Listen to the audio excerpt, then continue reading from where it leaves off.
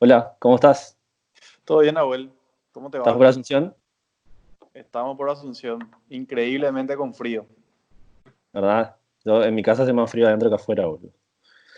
Y eso, Eh, cuando yo tenía cuando tuve visita de amigos de otros continentes, me habían dicho que nunca tuvieron tanto frío, o sea, en Europa como en Paraguay, Mira, porque es que acá las casas no están preparadas en realidad para el frío, están más preparadas para el calor.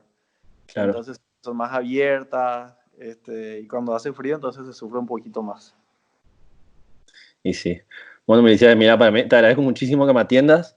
Eh, para mí sos un gran destructor de falacias desde siempre. Yo siento que caí ahora en la realidad de muchas cosas, pero me hace mucho sentido y le doy mucho valor a lo que vengo siguiendo de tu carrera y de tu actuar.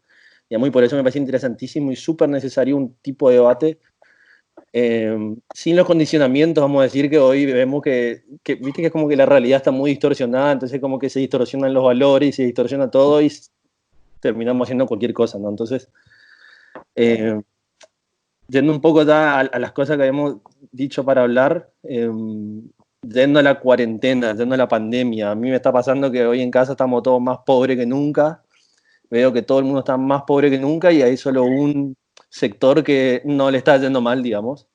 Y lo que me pasa es que es como que las primeras 2 semanas no es como que se entendía lo que estaba, no entendíamos qué estaba pasando, no sabíamos bien hacia dónde iba, teníamos miedo, nos vendieron que se venía la gripe española y ahí es donde quiero dejarte hablar.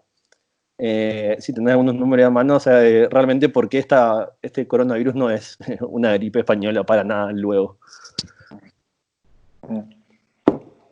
Bueno, a ver, este, hay una mezcla de muchas cosas porque decía, yo soy muy seguidor de la prensa española porque me tocó vivir un tiempo, casi 5 años de mi vida, por motivos de estudio en Madrid. Entonces uno cuando le tocó vivir ese tiempo, se compenetra con los debates sociales, políticos, culturales que se dan en otros países, ¿verdad?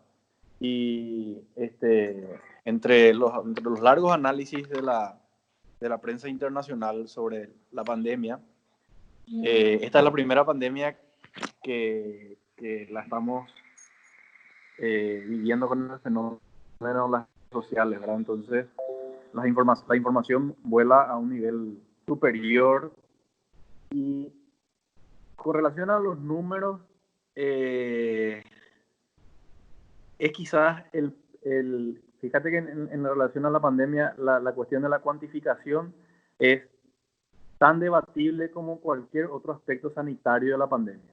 Desde partiendo de los propios gobiernos que vienen ajustando sus cifras. El gobierno español, por ejemplo, ajustó a la baja la cifra de los fallecidos por el COVID por motivaciones políticas, yo creo. Lo escuchamos a Donald Trump hace una semana diciendo en broma y en serio que por la cantidad de test que estaban haciendo los Estados Unidos, la cantidad de personas infectadas era superior a la de otros países. Entonces él decía, mitad broma, mitad en serio, decía, vamos a hacer más despacio los test porque en la medida en que haces mayor cantidad de test, obviamente te salen mayor cantidad de infectados, ¿verdad? Aparte, ahí lo están cagando a piña con todo el Acá, quilombo, las elecciones. acá hay como una especie de carrera por quién tiene menos infectados, ¿verdad? Vemos que el gobierno argentino también es un gobierno que está en esa carrera, digamos, ¿verdad? Entonces, yo no creo que todas las cifras que vemos a partir de los estudios o de los análisis en la región, habría que tomarlo con pinzas y todavía creo que habrá mucho debate en torno al uso político que se estuvo haciendo de la cantidad de infectados, la cantidad de muertos, el porcentaje de muertos por infectados que la OMS lo viene corrigiendo a la medida. Digo, la OMS por tomar una referencia, ¿verdad? Aunque es una institución que perdió bastante prestigio en el medio de esta pandemia, pero indudablemente todo lo que transita por el mundo de la política al estar sometido al escrutinio público nos obliga a tener que dudar de todo lo que se vende como propaganda, ¿verdad? Y los gobiernos siempre están tratando de quedar bien frente a la opinión pública. Y bueno, así que lo primero que te diría es que yo creo que es muy pronto para hacer una evaluación sobre la cantidad de casos, compararlos con otras pandemias del pasado, usando el caso que nos diste sobre el tema de la gripe española, ¿verdad? ¿Por qué no la vendieron, creo yo, como algo parecido? Y a mi modo de ver es porque los políticos hicieron uso de algo que nosotros, los que tenemos hijos, lo hacemos con mucha asiduidad con nuestros hijos, ¿verdad? Cuando queremos corregir conductas, siempre usamos el miedo como un factor. Es decir, yo no sé si hoy ya sos papá o no, ¿verdad? Pero si no lo sos, te va a tocar sí. en algún futuro, cuando tengas hijos chicos y le quieras hacer guiar en algunas conductas o inconductas. Hay familias que dicen, cuidado con el borracho. Soy hermano mayor, así que... Sí, cuidado con el borracho, cuidado con el policía, cuidado con el fantasma, bombero. Cuidado con el bombero. Digo, cada familia tiene su propio cuco, pero tienen un denominador común, digamos, ¿verdad? Es guiar la conducta de aquel que creemos con menor capacidad cognitiva o de razonamiento a partir del miedo. Entonces, evidentemente, y en la construcción de cómo se planteó desde el Estado y desde los políticos, cómo encarar la transmisión del mensaje hacia el pueblo, el miedo es un factor muy importante, ¿verdad? Creo que todos estamos relativamente siguiendo las indicaciones de las autoridades públicas, porque en el fondo no nos podemos despejar totalmente de ese temor que tenemos hacia nuestra integridad en la salud, o de nuestra familia, o de nuestros adultos mayores, nuestros padres. Si dejamos de visitar a nuestros papás es porque tenemos miedo de infectarlos y de que por culpa de nuestra visita tengan algún riesgo a su salud, ¿verdad? Entonces, yo te diría que si hacemos una comparación y si en algún momento dado se hablaron de equiparar esto a otros sucesos sanitarios del pasado, es porque el factor miedo es un factor muy útil para guiar la conducta de las masas. Entonces, primero hay que decir que no me parece descabellado si la intención de los dirigentes de los distintos estados o de los distintos países fue llegar a la situación en la que hoy estamos, ¿verdad? Que estamos encerrados, algunos pasando con muchas pasando pesares en el orden económico, en el orden familiar, a no poder visitar a tus parientes, y en otros casos con verdaderos dramas sociales, ¿verdad? Entonces, ¿cuál al final es el factor? Analicemos la sociedad paraguaya nomás, ¿verdad? Nosotros somos una sociedad que tiene como cultura el cumplimiento de la ley, el respeto irrestricto al mandato de la autoridad. ¿Con eso únicamente basta? Yo creo que no. Yo creo que en gran medida el éxito... No, pero la realidad nos mostró que no es tan así. La gente salía igual, digamos. Es que sí, yo no... A ver, pero tampoco porque tiene que trabajar. Tampoco quiero generalizar. Hay gente que sí, hay gente que no. Bueno, yo estoy encerrado, tengo una abuela que se está por operar, así que estoy Vos sí estás, pero vos encerrado. Vos estás dentro del genérico gente. Yo estuve la semana pasada por Alto Paraná. Me tuve que ir, imagínate, tuvimos que cruzar el Paraguay para ir a pagar el impuesto inmobiliario de una propiedad que chiquita, ¿verdad? Que tiene allá mi familia, porque había una oportunidad de venta y para poder vender tenés que pagar el impuesto, ¿verdad? Tenés que estar al día. Entonces cruzamos el Paraguay, fuimos hasta Ciudad del Este, y en el movimiento no es el movimiento habitual. Evidentemente la gente restringió bastante su movilidad. Y... Bueno, se ve en el bolsillo, ¿no? ¿Cómo? Se ve en el bolsillo. O sea, hoy estamos en teoría no estamos en cuarentena estricta, pero... En teoría, claro, ayer, ya no. Estamos pero en la ayer frontera. leí que se perdieron 100.000 puestos de trabajo. Yo después te quiero preguntar sobre esto, porque sobre los anuncios que hace el gobierno, ¿no? Y ahí por ahí quiero aprovechar ya, hablando de sobre para analizar un poco el discurso de Marito de ayer, no sé si lo pudiste ver. Yo veo un negacionismo que a mí me preocupa muchísimo. O sea, yo viví mucho tiempo en Argentina, o sea, nací acá, viví mucho tiempo allá, entonces sigo mucho allá, y estamos empezando a agarrar camino y tomar decisiones muy parecidas, y a mí me asusta porque es como que nuestra libertad económica y muchas cosas que tenemos acá se van a empezar a perder. Bueno, y te A quiero mí, dejar un poco de lo... yo no vi todo el discurso, no vi toda la presentación del presidente, sí vi extractos, esos que van cargando por las redes sociales, desde la cuenta oficial o desde los medios de prensa. Eh, la primera impresión que me da es que estas presentaciones anuales ante el Congreso es como que tienen una dinámica similar todos los años. Todos los años el presidente va, hace un discurso hablando de lo maravilloso de su gobierno, y la oposición diciendo una frase que si la googleamos es trillada, o sea, es decir, el presidente vive en otro país o habla de otra realidad.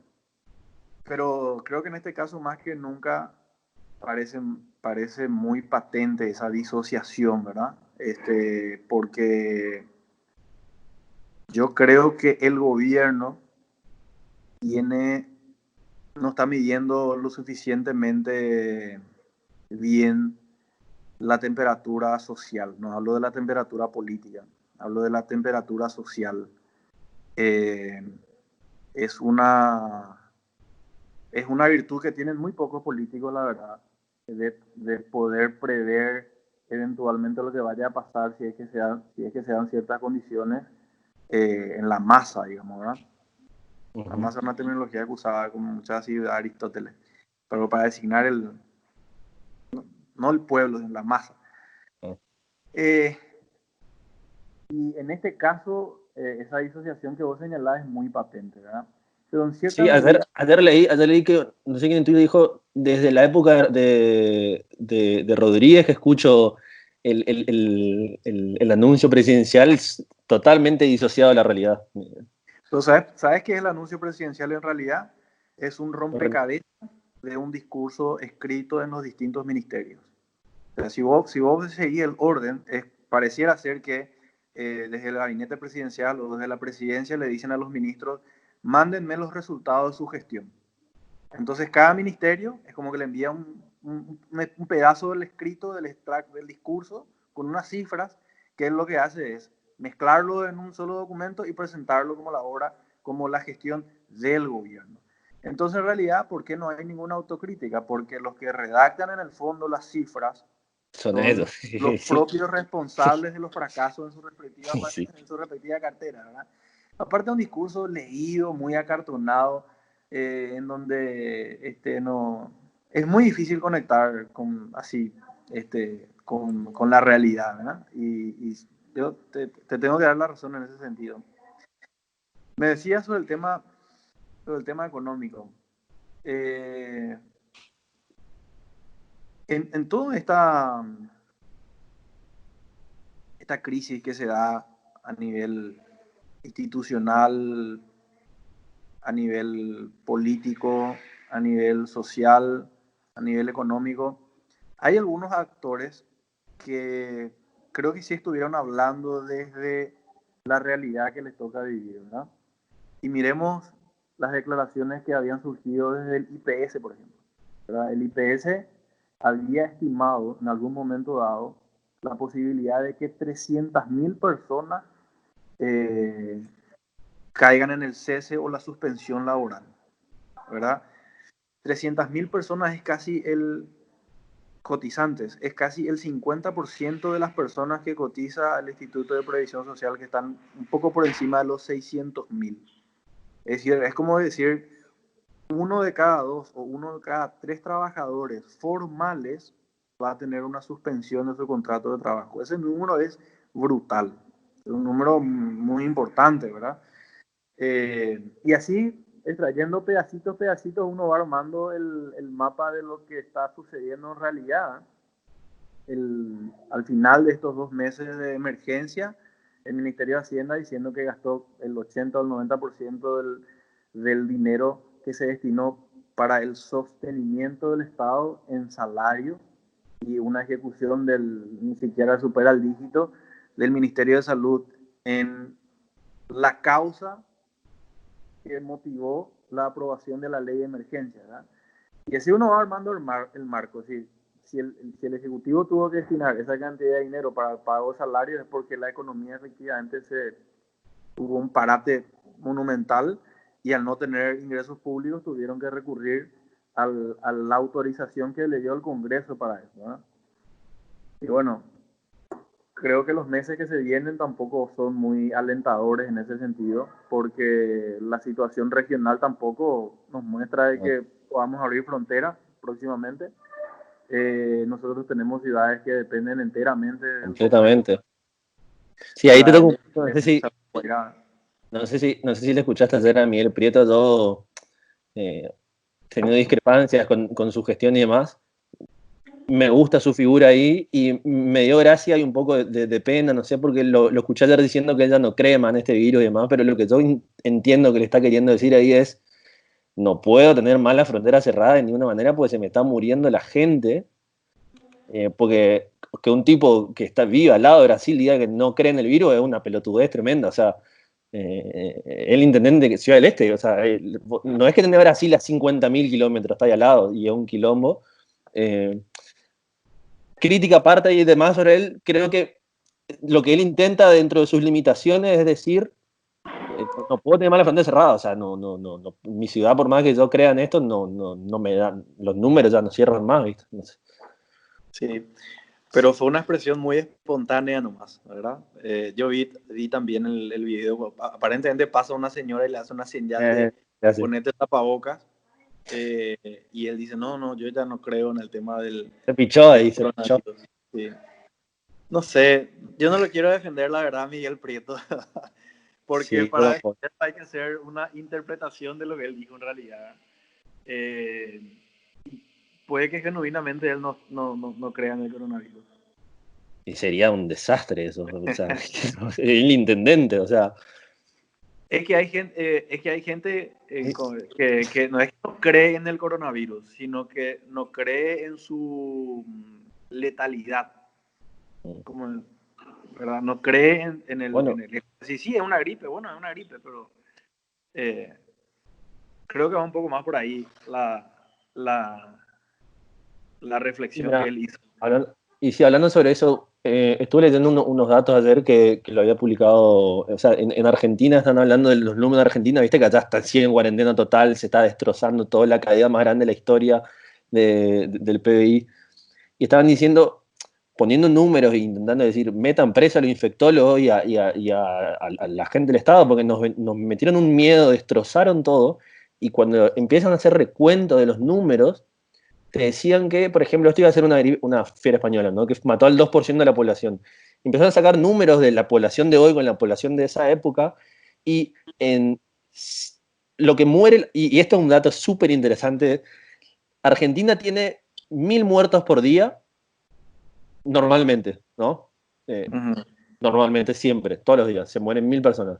El coronavirus tardó 100 días, no, tardó, sí, 100 días en llegar a 1.000 muertos. 100 días de cuarentena, o sea, evidentemente, es más, hasta hay gente que está diciendo que esto podría incluso ni siquiera llamarse una pandemia por una cuestión de tamaños, digamos, ¿no? Y la verdad que si esos números son reales y por más que te gustan, ¿no? O sea, es criminal lo que hiciste, porque de verdad destrozaste muchas vidas, mandaste a muchísima gente a la pobreza, la gente más pobre a la que más la mandaste a la pobreza. Pero ¿a vos no te parece que en el caso argentino en particular, la cuarentena tiene una instrumentación política además de la sanitaria? Yo creo que sí, totalmente, y creo que acá también, pero creo que acá la única diferencia es que nosotros pudimos mantener el Estado chico y que no rompa tanto las pelotas, ¿no? Creo yo. O sea, haciendo un análisis súper por arriba, ¿no? Sí. Porque acá también hay condiciones políticas que pueden afectar. Sí, entiendo que hoy salimos, pero hoy la economía nos abrió el todo, y ahí acá te quería poner un punto.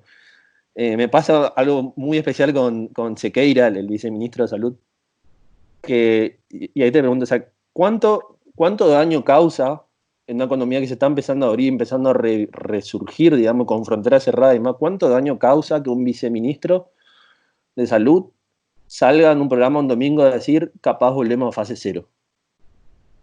Y ahí te pongo un punto, y a mí me pasa algo especial con él porque yo veo, lo sigo en redes, o sea, absorbo lo que él quiere decir y valoro mucho sus intenciones como médico, pero que no se vaya mal a la tele, porque la verdad que, o sea, no, lo veo en su Twitter y él es ultra socialista y o sea, yo comulgo con muchas ideas de esa gente y demás, viste, él tiene pineado el libro de Adam Smith, pero le pone una condición súper socialista a la frase de Adam Smith.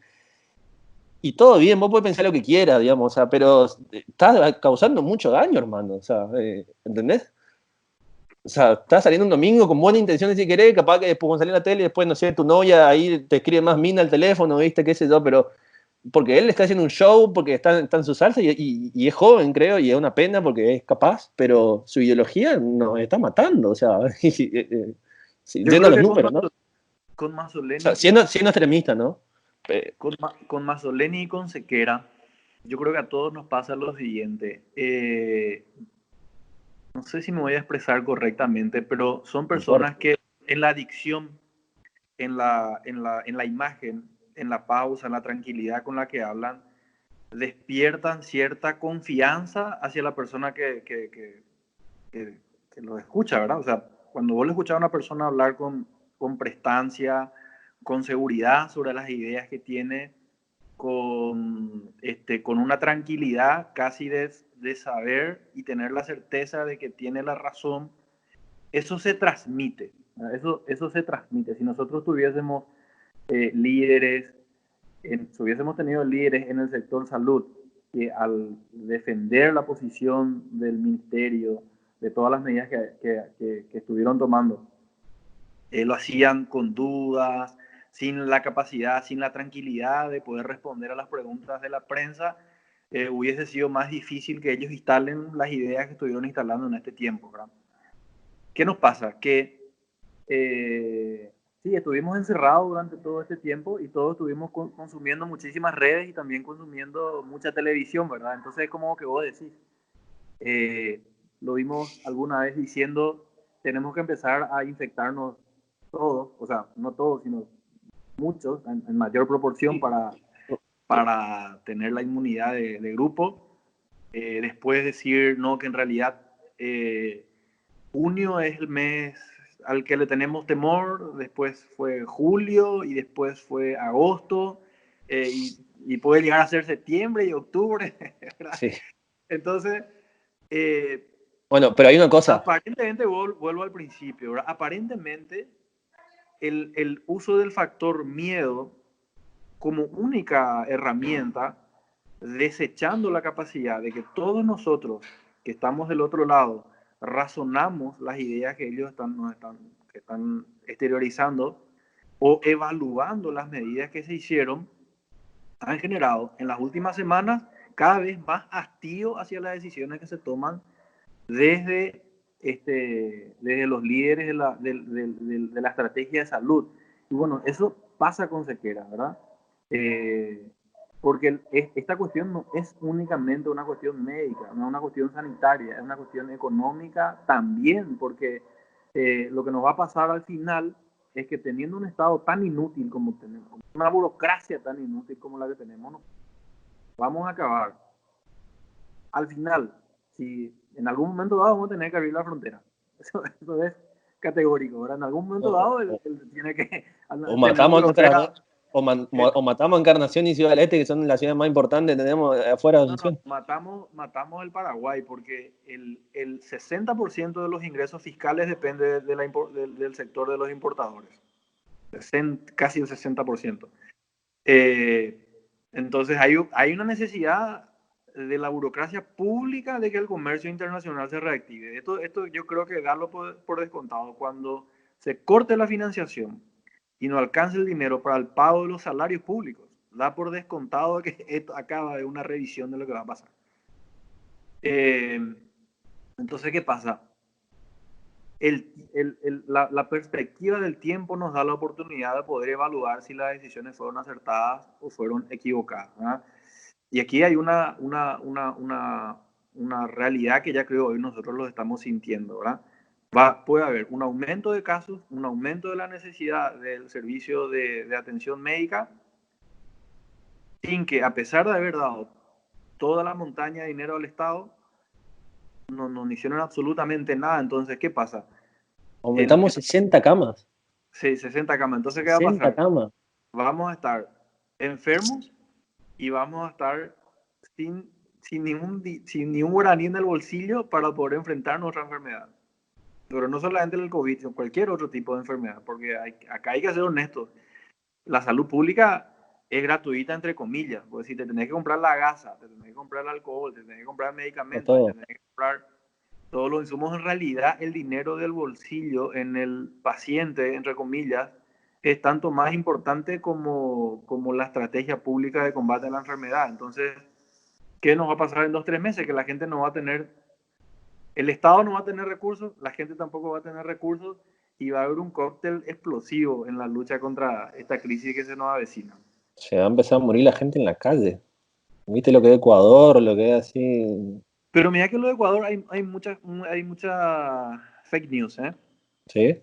Sí. Los videos de la quema esos videos que se viralizaron de la quema de los cuerpos en la calle. Hay un artículo, o no sé si se publicó en un periódico, en un blog, pero de Andrés Oppenheimer, que estuvo hablando de eso, de granjas, y le hicieron un seguimiento a todo a esa difusión de esas noticias, y provenían de granjas de fake news de Venezuela y otros países.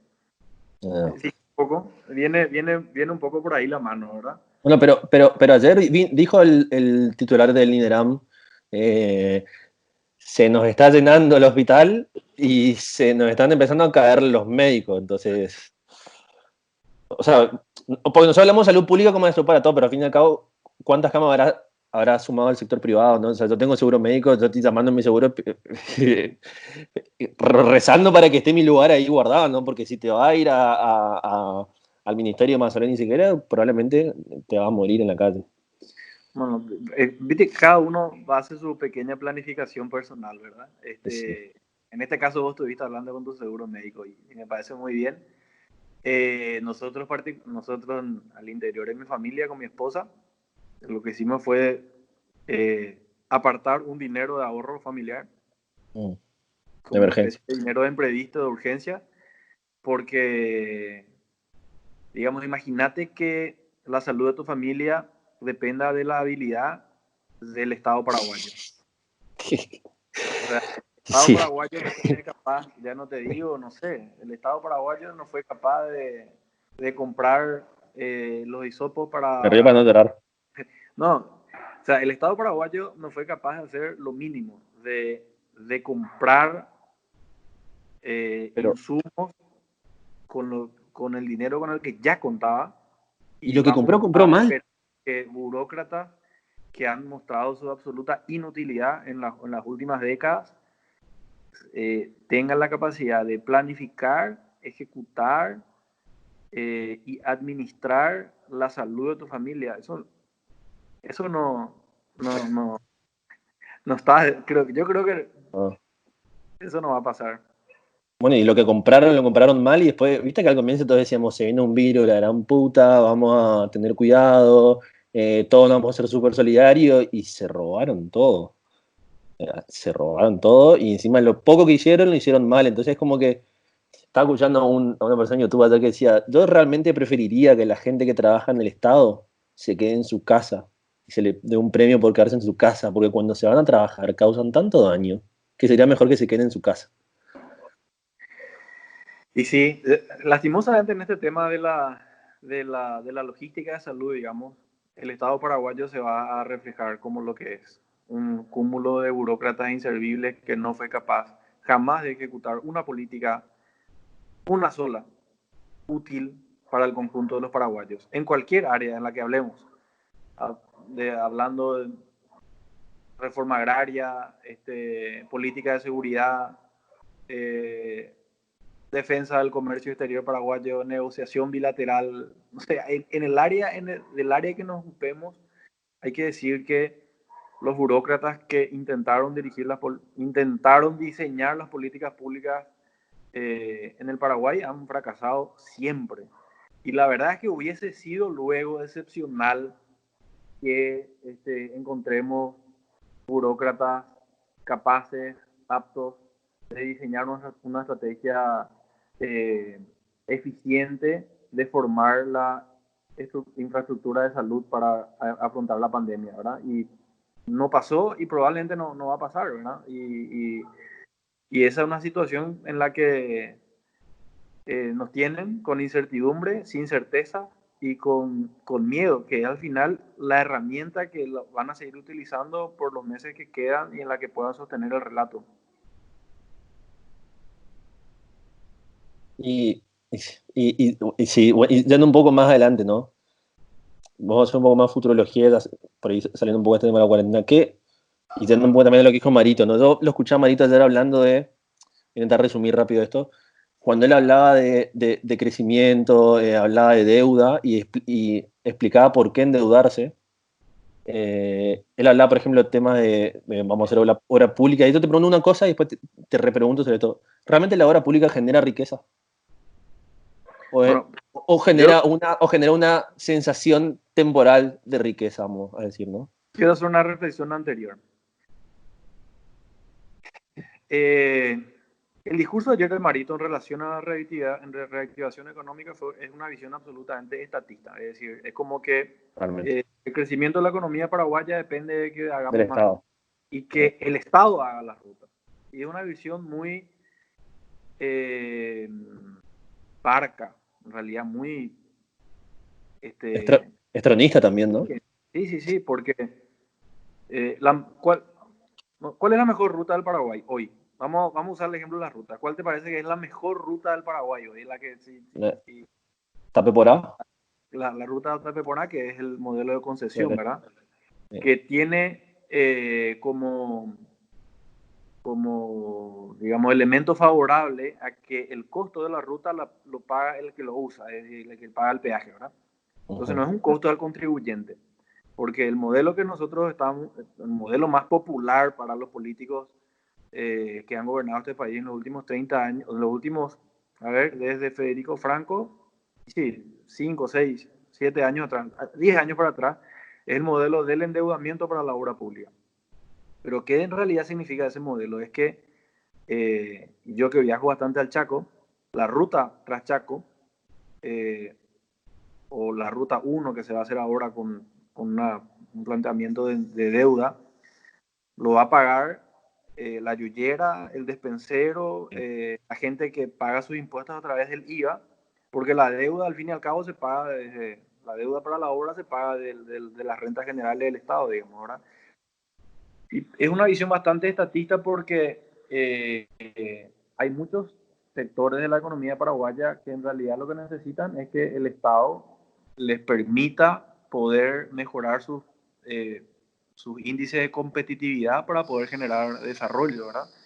Antes que hacer una ruta como la ruta 1 a través de la deuda pública, que podría hacerse perfectamente a través de la concesión, el dragado de los ríos, por ejemplo, ayudaría a que el comercio internacional sea mucho más eficiente para el Paraguay, o reducir impuestos, tasas a la importación de ciertos tipos de productos, ayudaría a dinamizar muchísimo más la economía paraguaya, ¿verdad?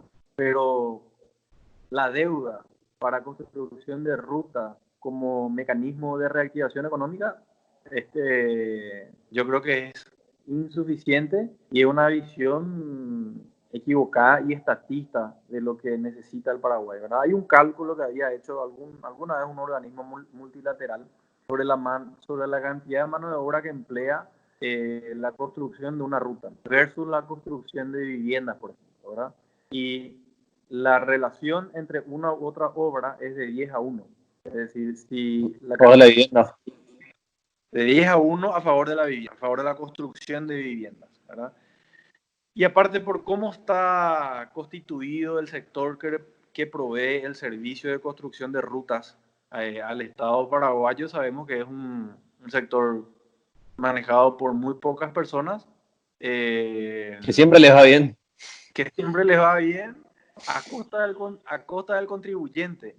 Y que es la gran víctima de todo este tema, ¿verdad? Porque la verdad es que tenemos muy pocos políticos que hablan en representación del contribuyente.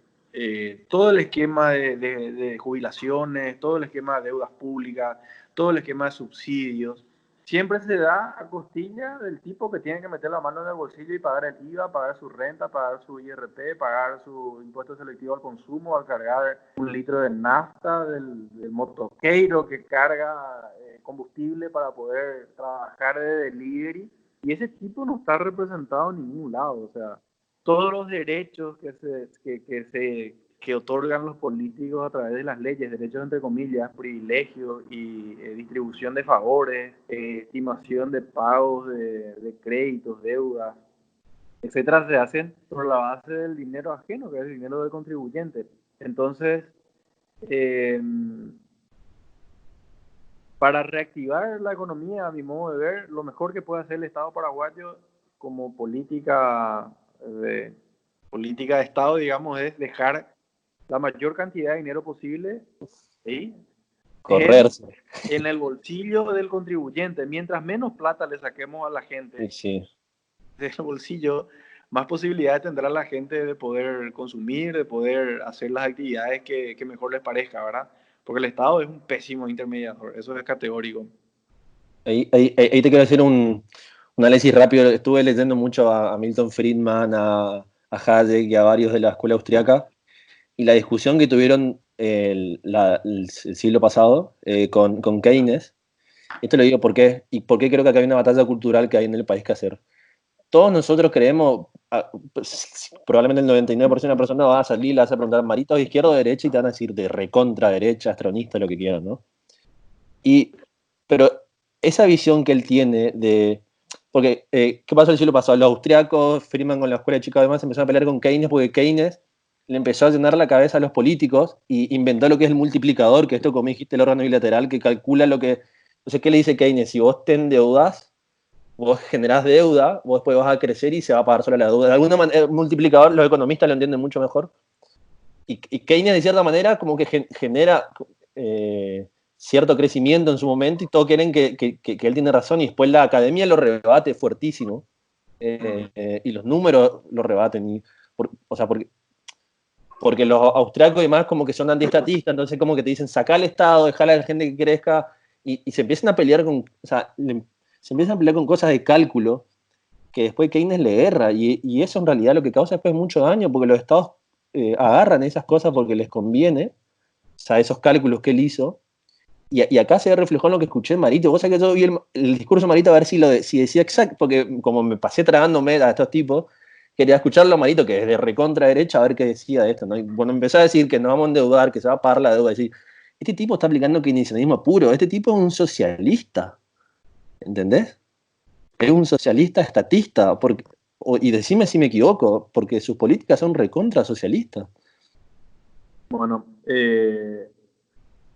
o sea, porque ¿qué dice Hayek y los demás? No existe eso multiplicador, vos tenés que ahorrar el valor real y tenés que ahorrarte. Y después te quiero hablar de otra cosa sobre la inflación puntualmente y lo que puede pasar en el futuro, por eso hago este paréntesis.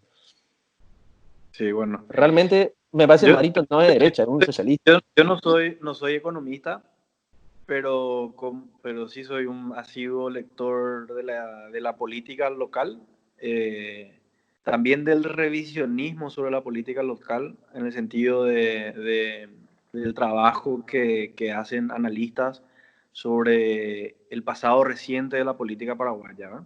Y yo te diría que el Partido Colorado nunca se autopercibió como conservador o,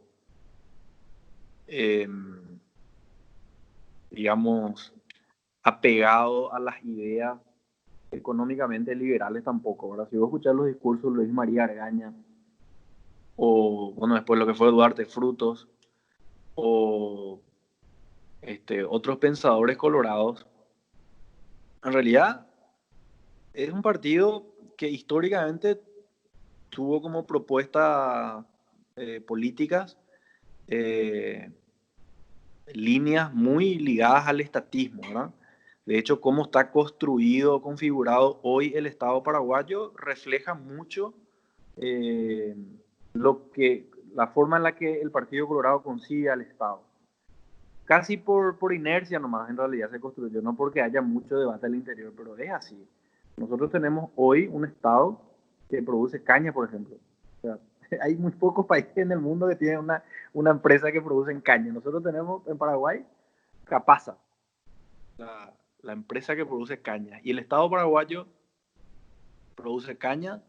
El Estado paraguayo... Que me imagino que me decís Capasa, me imagino algo súper rico que está generando mucha riqueza, que no trabaja pérdida, que exporta, o me equivoco. Que es rico en el sentido del gusto, sí, mira, la verdad que sí. No es malo el producto de Capasa, es buena, pero ¿qué sentido tiene que el Estado paraguayo tenga una empresa que produce caña cuando lo pudiese haber estado? Hay muchas empresas en el sector privado que lo están haciendo. Tenemos una empresa pública que produce cemento, tenemos, no sé cómo está la situación, pero una empresa que producía varillas de hierro. Tenemos instituciones que tienen el monopolio del servicio en el sector eléctrico, como por ejemplo la ANDE. En realidad nosotros no tenemos un Estado con una visión liberal de la economía. Pero creemos eso. Y ese es el problema. Creemos que entonces vienen todos los colectivistas. Claro, uno dice, Marito tiene una estás en lo correcto. Marito yo creo que es un presidente colorado tradicional, es decir, ellos creen en el estatismo, en el Estado como elemento importante en la generación de riqueza. Y es casi consecuente con la línea del coloradismo. ¿De dónde viene, yo creo, ese ataque de querer acercar al coloradismo a lo que ellos denominan políticas neoliberales y compañía, de la Nobel izquierda paraguaya que busca un espacio para poder crecer? Porque... Bueno, pero esta falacia cognitiva es un caldo cultivo para esta gente, porque... Claro. Y te cuento una cosa, yo hoy, o sea, para mí Trump es un imbécil en muchas cosas, y tengo muchos amigos con mucho colectivismo en la cabeza, y hoy subí, salió que generó muchísimos puestos de trabajo nuevos. Viste que su política fue achicar el Estado, cortar impuestos. Todo el mundo le decía, ¿cómo vas a hacer eso? Y sos un imbécil. Y después todos los números empezaron a subir mágicamente, ¿no? En Estados Unidos. Y hoy son los que se están recuperando rapidísimo. Fue una piña enorme que se comieron. Hoy me putearon por subir una imagen de él, pero yo le decía, o sea, le podemos odiar si querés, pero puedes pensar que es un pelotudo si querés, pero el tipo está aplicando cosas económicas que le están salvando la vida a su gente, o sea... No, es así. Por eso que lo que vos decías, para mí que es acertado en el sentido de decir, acá hay que dar una batalla cultural, no tanto en el sentido bélico de la expresión, claro, sino la obligación que tenemos las personas que vemos a la libertad como un valor a defender, ver expresar las opiniones divergentes a lo que se entiende por lo políticamente correcto, ¿verdad? La dictadura a lo políticamente correcto. Y en ese sentido, fíjate que vos hayas levantado una imagen de Trump que te empezaron a atacar por las redes por eso. Y muy amigos me dijeron, no puedo creer que vos estés subiendo algo de este tipo. Y ¿por qué? O sea, qué sé yo, o sea, no sé, a mí sí me gustó mucho la figura de Obama, pero cuando empecé a entender más de economía y vi sus políticas, me dejó de gustar un poco, ¿entendés? Porque él es un gran político, ese es el tema. Entonces nosotros tenemos la cabeza estatista, tenemos el estatismo en la cabeza metido, que el Estado te va a solucionar todo, sea derecha o izquierda. Y bueno, y los números te muestran que no es así, o sea, el Estado, y estaba escuchando esto también del economista, el Estado lo que genera es malo, genera mucho daño porque todo el tiempo está generando compra, entonces está llevando la quiebra a empresa, está beneficiando a otra, entonces genera una distorsión en el mercado que lo termina arruinando. Entonces como que termina generando mucho más daño del que puede llegar a solucionar. Nosotros, aparte de eso, que se da casi por una cuestión estructural, es decir, la mera intermediación del Estado genera esa crisis, digamos, en el funcionamiento del mercado. Además de eso, los paraguayos tenemos un Estado tan ineficiente, tan corrupto, que su ineficiencia termina cargándole al contribuyente, es decir, al regulado. La ineficiencia en las compras públicas en el Paraguay está en torno al 1% del PIB, o sea, 400 millones de dólares. Si el Estado fuese relativamente bueno haciendo compras, nos ahorraríamos o seríamos más eficientes, o serían más eficientes con el dinero que aportamos los paraguayos, en torno a los 400 millones de dólares. Es muchísimo dinero para el presupuesto que maneja el sector público paraguayo. Nuestro Estado es un Estado gigante para nuestra economía. El presupuesto general de gastos de la Nación, que es esa ley que se aprueba anualmente en el Congreso, es de cerca de 14.000 millones de dólares. Es decir, casi el 40% del total del PIB, o sea, de todo lo que produce el Paraguay en bienes y servicios en un año, representa el presupuesto general de gastos de la Nación. O sea, la participación del Estado realmente en nuestra economía es gigantesca. Y allí no está incluido el presupuesto de las binacionales, bueno, no está incluido el presupuesto de las municipalidades. Es decir, nosotros tenemos un Estado gigante realmente. Yo no sé de dónde viene la idea de que el Paraguay estuvo aplicando políticas liberales en materia económica en los últimos gobiernos. En ninguno. La verdad que en ninguno. Nosotros no hemos probado o intentado aplicar políticas liberales en el Paraguay en la historia reciente. No quiero perder el punto de la libertad, porque quiero hablar te quiero hacer un paréntesis rápido. Yendo otra vez a lo monetario, ¿no? Este tema de deuda, lo que termina después generando es que se empieza a derretir el guaraní, ¿no? No es que el dólar sube, sino que el guaraní cae, más o menos. Entonces lo que te pregunto es, yo estoy viendo que hay un proceso inflacionario, que hay más deuda, es un camino que Argentina lo siguió y hoy está muy mal. Y yo veo que nuestra moneda se está empezando a caer y te pregunto, o sea, hay un riesgo más adelante que si sigue la deuda y sigue lo baile, más adelante el Estado ya empieza a sufrir estas cosas y ya, aparte que se derrumbe nuestra moneda y que la inflación ataca a los más pobres, 25 veces más a los más pobres, esto lo vi hace una semana, hay una posibilidad, por ejemplo, que en el futuro empiecen a haber expropiaciones, se empieza a atacar la propiedad privada, un Estado que empieza a buscar aire donde ya no tiene, digamos, porque la financiación no es infinita tampoco, o sea, lo veo en Argentina, llega un punto que vos sos ineficiente y se te corta el chorro y ahí te pega un volcazo, o sea. Sí. No usemos Argentina para todos los ejemplos malos. Podemos variar de vez en cuando.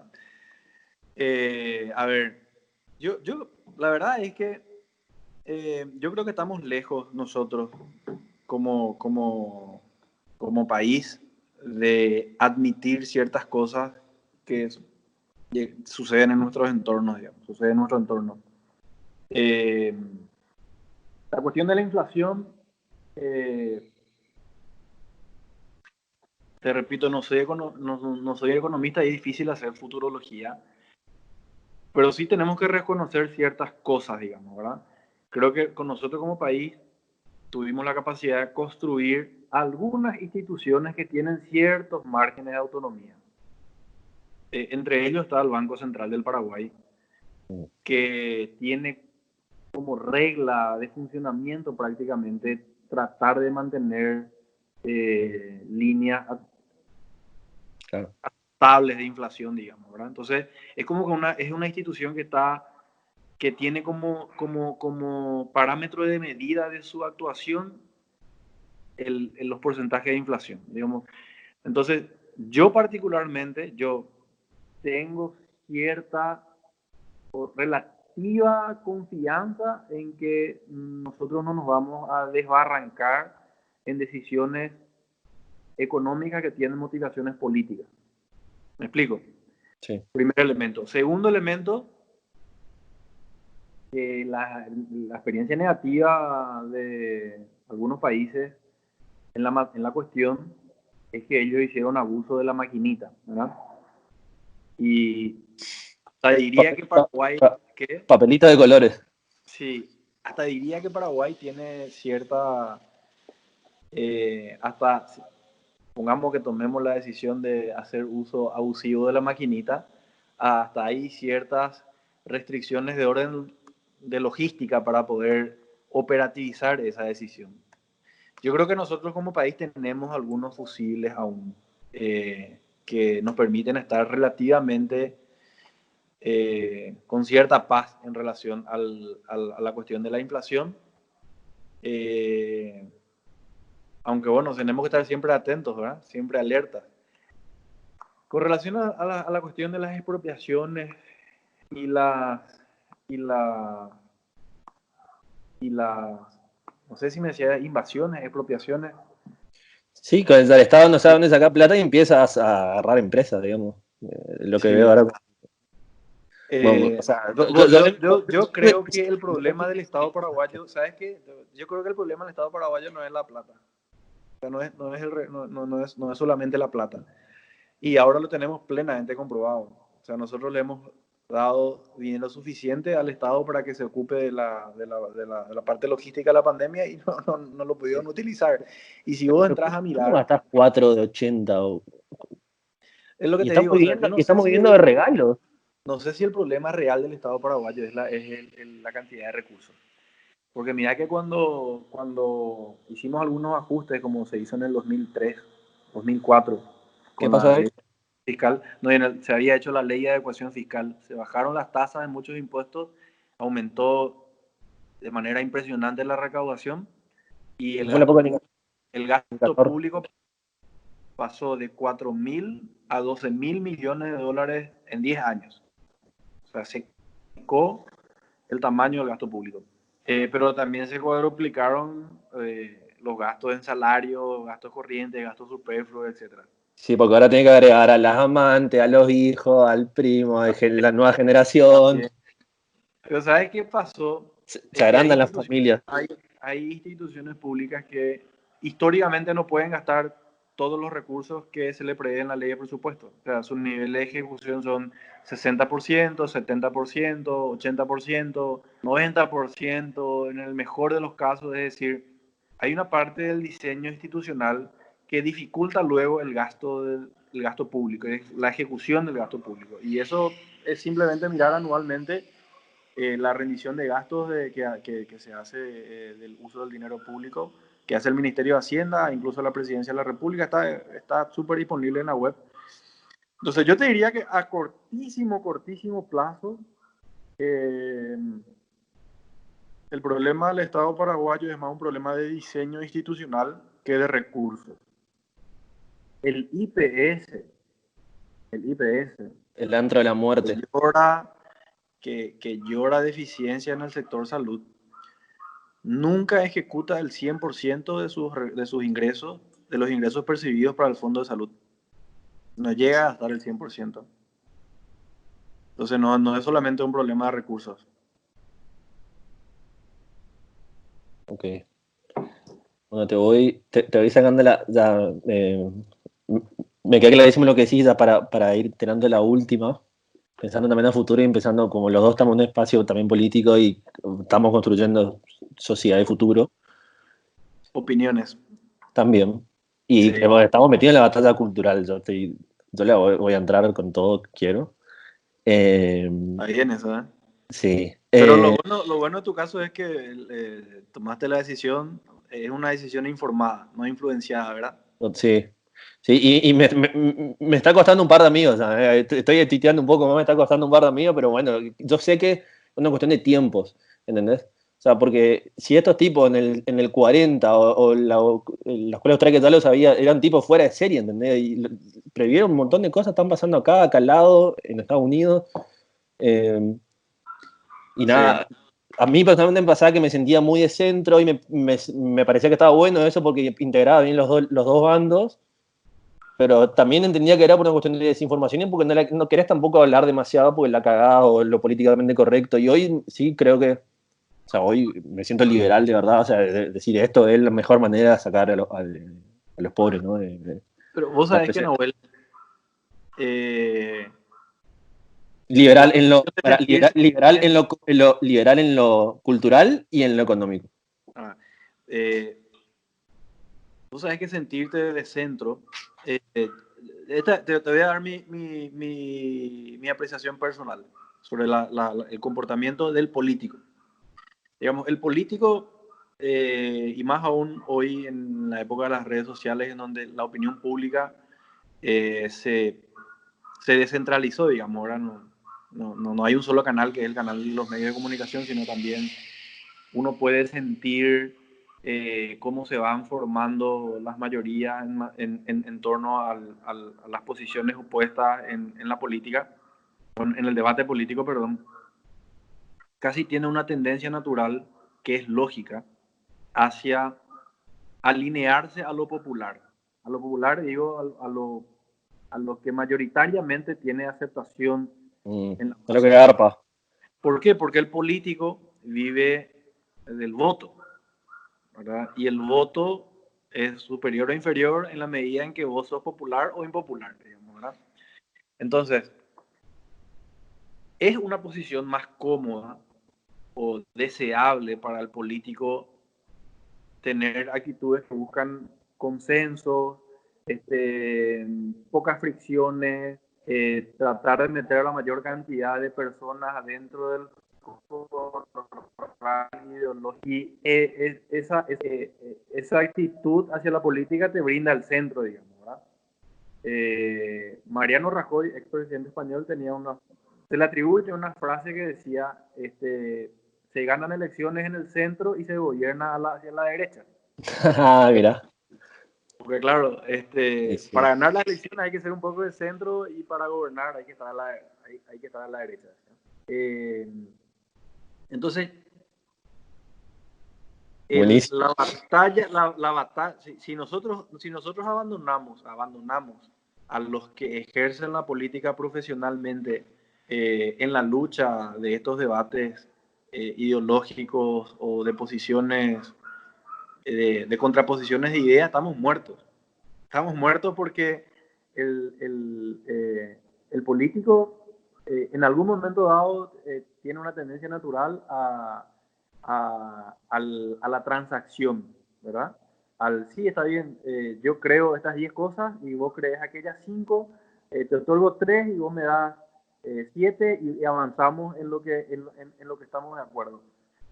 Y así el liberalismo ha perdido muchísimo espacio en los últimos tiempos porque no ha tenido la capacidad de crear agenda. Entonces, este tipo de acciones como la que realizas vos, no sé si con algún interés electoral en el futuro, yo creo te iba a decir una broma nomás,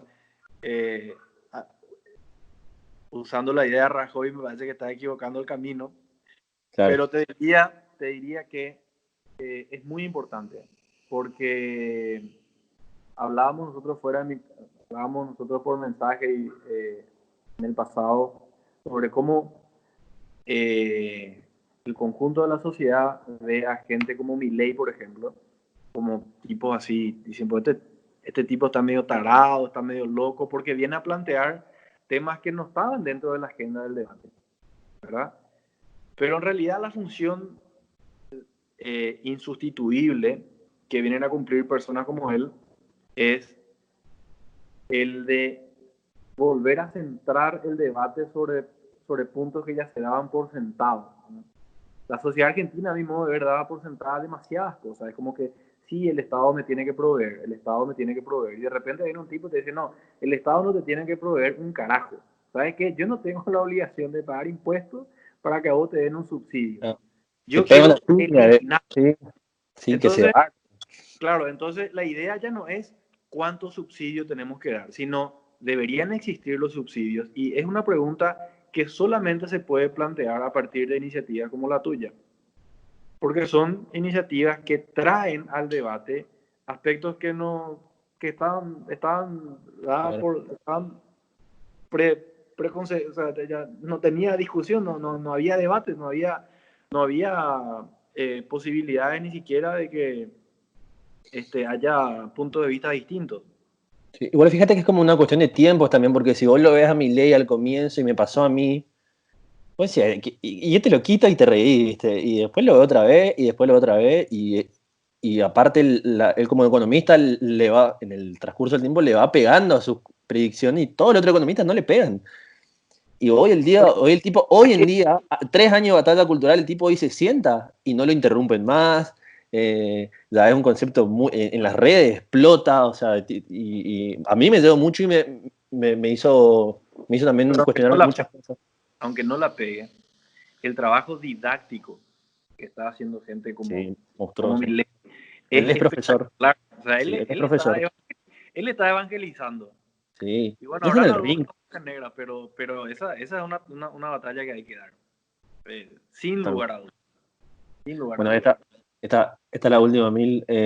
Hablemos más mejores modelos a futuro de organizar el Estado. Yo te había hablado de la minarquía, estuve leyendo mucho. Y qué tan loco empezar a plantear un modelo hacia acá en Paraguay, empezar a empujar hacia allá. La minarquía es bueno, vos sabrás, pero es como un modelo que solo busca defensa y justicia, que todo el resto que se me corre el Estado, digamos, ¿no? Una visión muy austriaca. ¿Qué, qué, Yo qué tan creo que descabellado empezar a plantear eso? me gusta el valor de ese debate radica en plantearlo. Porque justamente, ¿quién habla hoy en Paraguay de que hay que reducir el Estado a las funciones esenciales únicamente? Nadie, absolutamente nadie. O sea, yo no Nadie, conozco hoy ningún político de ninguna de las líneas que diga, por ejemplo, tenemos que eliminar 5 ministerios. Tiene sentido que tengamos el ministerio A, el ministerio B, el ministerio C. sí. No tiene sentido que el Estado se ocupe de áreas en las que no tiene razón de ser. Y no hay ese debate en realidad. O sea, el valor de lo que vos me estás preguntando radica desde ya en que esté presente en la agenda. Porque eso hace que la gente se cuestione ciertas cosas y que con el transcurso del tiempo, de los años, de la experiencia, uno pueda valorar las distintas opciones. Pero si no existe ni siquiera en el debate esa posibilidad, obviamente caemos siempre en lo común y corriente de lo que tenemos enfrente. Claro, y ahí, volviendo a esa pregunta electoral que me habías dicho, vos sabés que a mí, y te digo, para mí es una cuestión del marco analítico en el cual vos trabajás, porque a mí, personalmente, mi ley lo que me hizo es sacarme ese marco analítico. Yo, o sea, personalmente, diciendo lo que vos decías de electoral, yo antes creía que el tope en mi carrera, yo soy comunicador y estrategia en comunicación, era, por ejemplo, ser ministro de mi TIC, ¿no? Era como un ideal. Y hoy no lo siento más, pero porque mi marco analítico cambió completamente. Hoy quiero, no sé, emprender y tener mi ahorro, vamos a decir, ¿no? Y lo que me sirvió mucho de escucharlo a Milei es que el tipo te dice, porque estamos todo el día viendo quién es el enemigo, el corrupto, esto, y no sabemos para dónde mirar y como que por atrás nos están haciendo un montón de cosas, y él te dijo, el enemigo es el político. O sea, extremistamente, desde su punto de vista, ¿no? Pero yendo a la parte didáctica de él, que él es profesor, dice, el enemigo es el político, y empieza a decir un montón de casos de por qué él, digamos, es eso. Y hoy, respondiéndole antes, como que realmente es como que no le veo tanto valor a uno de esos cargos. Obviamente que igual uno tiene que entrar a la Matrix para cambiarla, ¿no? Claro, así es. Hay que ver, yo tengo una teoría sobre a qué le denomina el político. No, él no creo que esté en contra de todos los políticos. De hecho, político no es solamente aquel que ocupa un cargo público. Político, claro. Podemos ser vos, yo, claro. Porque al fin y al cabo es así, ¿verdad? Yo creo que él más se refiere a los políticos burócratas que claro. ejercieron la administración en Argentina, ¿verdad? Pero me parece que la gente al escuchar también asocia el término político a esa figura, no en realidad al político del estilo Nahuel Milciades, porque nosotros también somos políticos, pero unos políticos ligados a la burocracia pública, ¿eh? Entonces, sí, el valor de lo que está haciendo él es el valor de la didáctica social. Y en ese sentido hay que decirlo que es muy valiente y que al menos mirando las redes, aparentemente se le está escuchando. Perfecto. Como la gota que acaba quebrando la piedra. Totalmente. Bueno, Mil, te iba a sacar 45 minutos, te damos 1 hora y 5 minutos, así que nada. Te agradezco muchísimo. Creo que. Nada. Como plan piloto. Buenísimo. Arranca. Vamos a seguir. ¿Cómo se va a llamar? ¿Cómo es que se llama el espacio? Primero los datos. Primero los datos. No dimos ni un dato, digo, la verdad. No, pero bueno. Te dimos unos cuantos datos, pero este es un punto de partida interesante, ¿no? Sí, los datos fueron todas figuraciones personales, pero bueno, en el futuro, como este es un espacio para mejorar a partir de la crítica, supongo que el formato va a tener ya espacios de lámina y compañía. Vamos a ver qué dice el mercado.